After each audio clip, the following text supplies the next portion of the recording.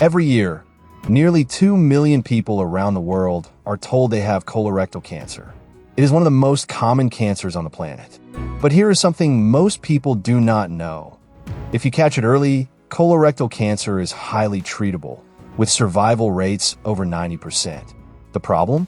It is often found late, because in the early stages it causes no symptoms, and because many people are never told about the screening test that could save their lives. In this video, we're going to change that. Welcome to HealthSphere MD. I am your guide today, and we will cover everything about colorectal cancer. What it is, how it develops, who is at risk, how doctors find it, and how it is treated. Whether you are here for yourself, for a family member, or just to learn, this is the complete guide you have been looking for. Let's begin. Let's start with the basics.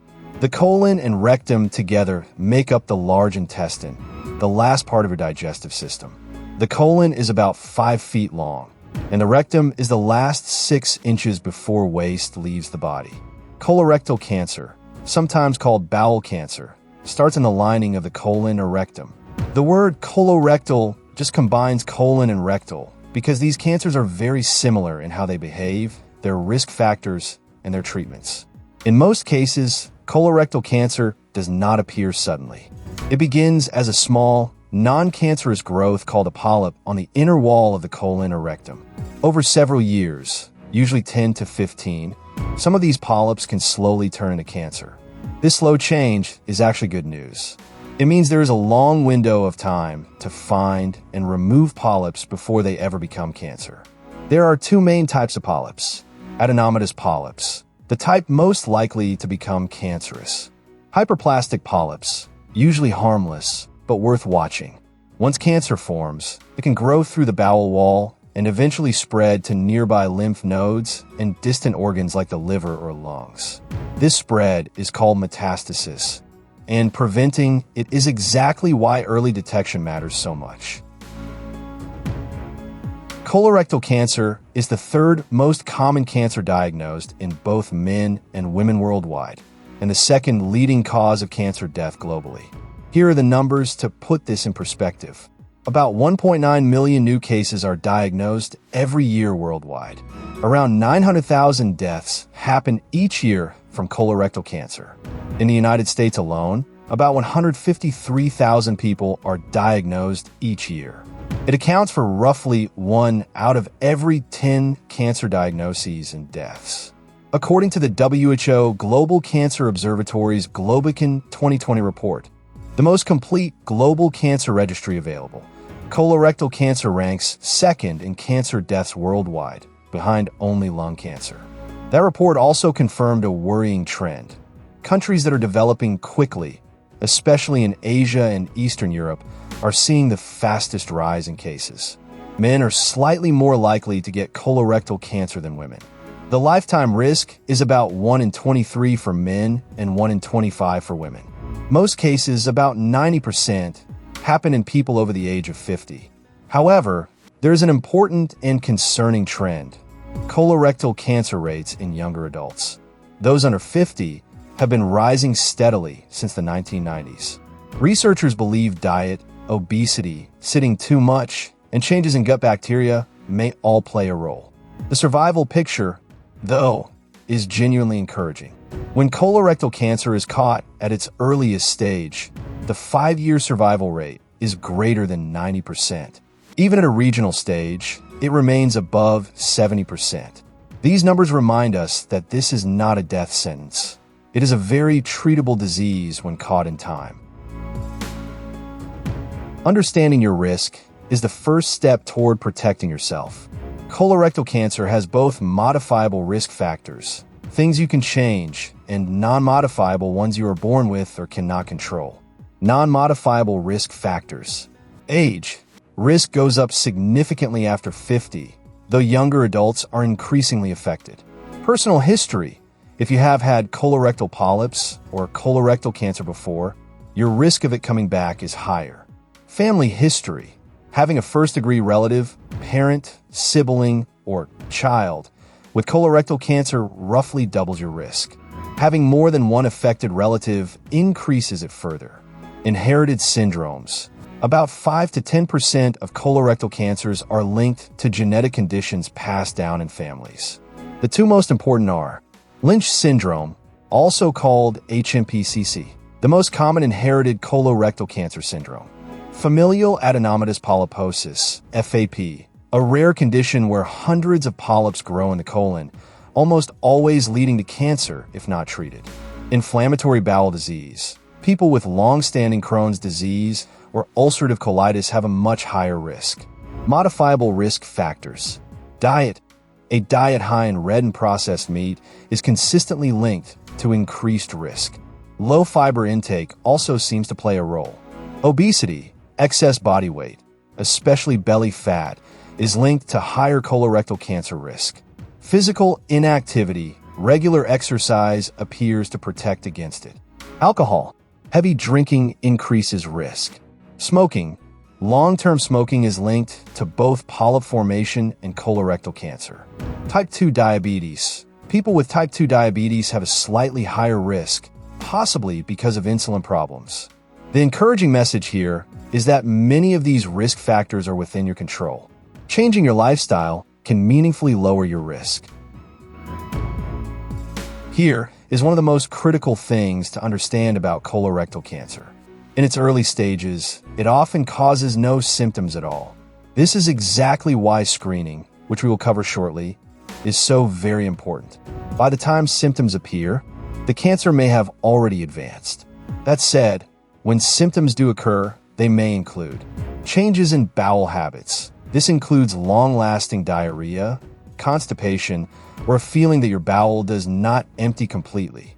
If a change in your normal bowel pattern lasts more than a few weeks, it needs to be checked. Rectal bleeding or blood in the stool. This is one of the most important warning signs. Blood may appear bright red or dark, and stools may look black or tarry if bleeding is happening higher up in the colon. Abdominal discomfort, cramping, bloating, gas pain, or a feeling of fullness that does not go away. Unexplained weight loss. Losing weight without trying could be a sign that the body is fighting cancer. Fatigue and weakness. These may happen because of anemia from chronic blood loss that is not always visible to the naked eye. A feeling that the bowel does not empty completely. This sensation, called tenesmus, is more common with rectal cancers. Screening is where lives are genuinely saved, and this section may be the most important in the entire video. Who should be screened? Most major health guidelines recommend that average-risk adults begin screening at age 45. People with higher risk, strong family history, inherited syndromes, or inflammatory bowel disease should start earlier and get screened more often. What are the screening options? There are several, and the best one is simply the one you will actually do. Colonoscopy, the gold standard. A flexible camera examines the entire colon and rectum. Polyps can be removed during the same procedure. Done every 10 years for average-risk people with normal results. Requires bowel preparation the day before. Flexible sigmoidoscopy, similar to colonoscopy, but only examines the lower part of the colon.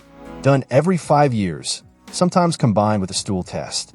Stool-based tests, less invasive, no bowel prep required. FIT, fecal immunochemical test, detects hidden blood in stool.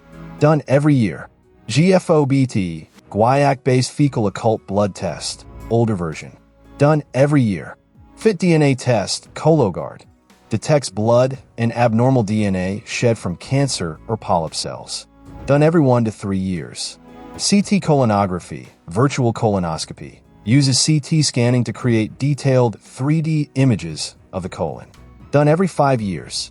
If a polyp is found, a traditional colonoscopy will be needed. The strength of stool-based screening is well established.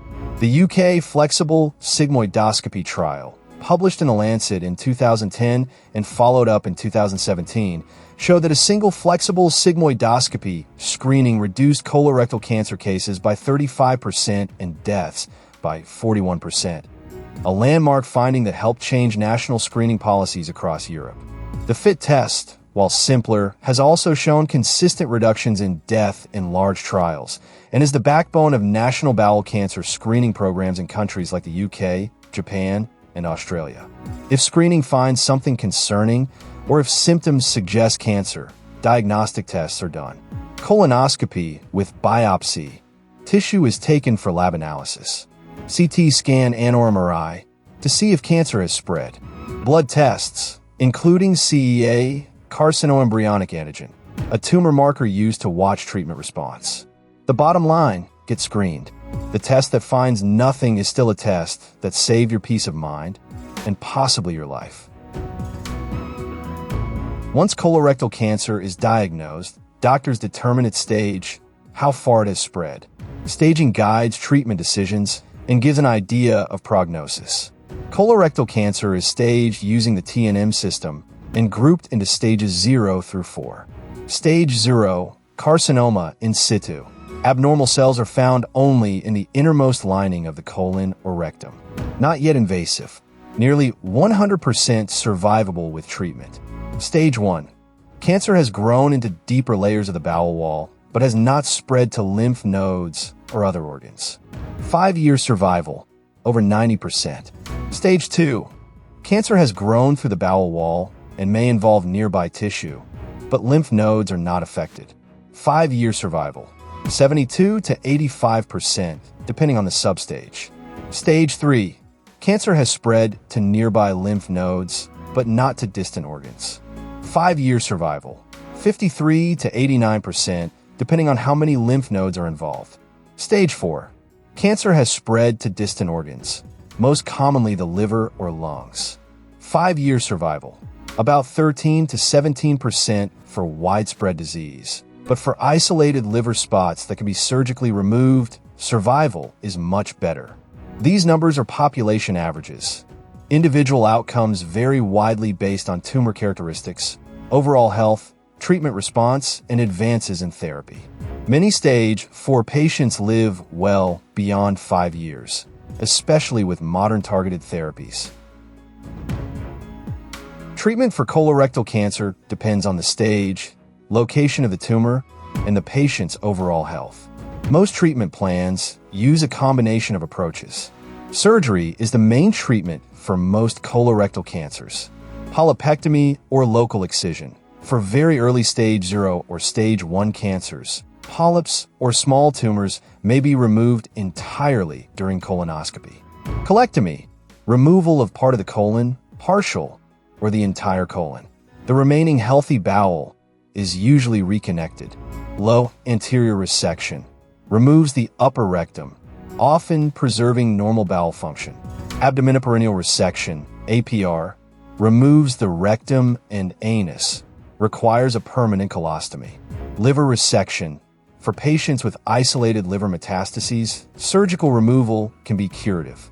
Radiation therapy, most commonly used for rectal cancer, often combined with chemotherapy before surgery to shrink the tumor. Less commonly used for colon cancer. Chemotherapy, used after surgery, adjuvant, to lower recurrence risk, or as the main treatment for metastatic disease. Common regimens include FOLFOX and FOLFIRI. Targeted therapy, drugs that target specific proteins driving tumor growth. Bevacizumab, Avastin, targets tumor blood supply, anti-VEGF.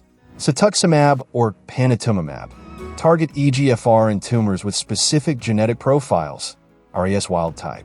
Immunotherapy, especially effective for a subset of colorectal cancers with a feature called MSI-H, microsatellite instability high, or DMAR, deficient mismatch repair. About 15% of all colorectal cancers.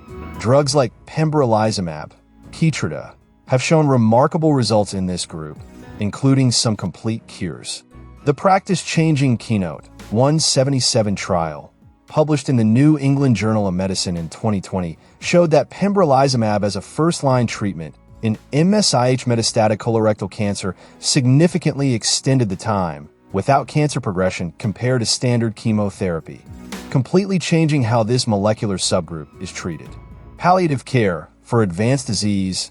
Palliative treatments focus on quality of life, symptom management, and support alongside active cancer treatment. The field of colorectal cancer treatment is advancing rapidly. Molecular testing of tumors now allows doctors to personalize therapy in ways that were impossible just 10 years ago. Let us end with the most empowering section of this video. What you can do right now. Lifestyle prevention. Steps that genuinely reduce your risk. Eat more fiber. Fruits, vegetables, whole grains, and legumes are consistently linked to lower colorectal cancer risk. Limit red and processed meat. Aim to keep red meat to less than 500 grams per week and minimize processed meats like sausage, bacon, and deli meats. Stay physically active. Even 30 minutes of moderate activity most days reduces risk meaningfully. Maintain a healthy weight, especially reducing belly fat, which is linked to increased risk. Do not smoke. Smoking raises your risk of colorectal cancer as well as many other cancers. Limit alcohol. If you drink, keep it moderate. Aspirin. There's growing evidence that regular low-dose aspirin may reduce colorectal cancer risk in some people. Discuss this with your doctor. It is not right for everyone. But the single most important thing you can do is this. Get screened.